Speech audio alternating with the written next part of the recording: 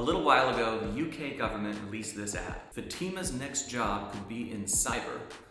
My first thought when I saw that ad was, what is cyber?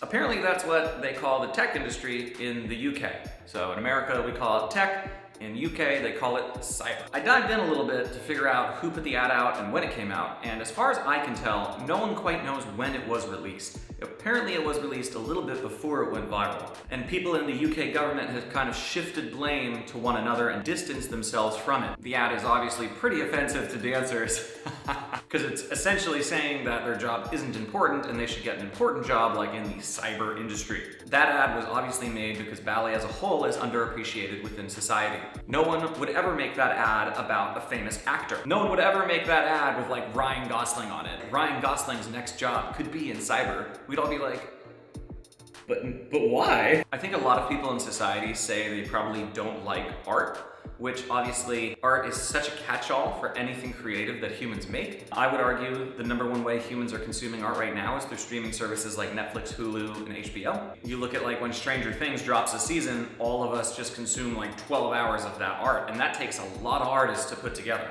I think when it comes to this ad specifically, obviously not a lot of people understand or know anything about ballet, which makes it an easy target for ads like this. We're gonna talk to longtime collaborator and friend of mine, Sophie Duncan, who's a dancer and model and YouTuber in the UK, and get her take on it. So that cyber ad came out. What was your initial reaction to it when you saw it? At first, I actually looked into it and I thought this can't be real. I actually thought it was a joke because there's a lot of stuff that gets speculated and that goes around the media.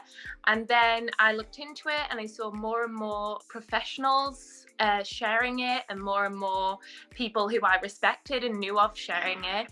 And then I saw this post saying that the government have basically admitted it had come from their website, was a government thing. They took back what it was mentioning. They basically said, we don't agree with it anymore. They removed it sort of straight away, because obviously it was getting a lot of attention, especially given what's going on now currently with the lockdown and most artists can't work. And then with the whole, they basically told us to retrain as well. We've been told to retrain, which was just, you know.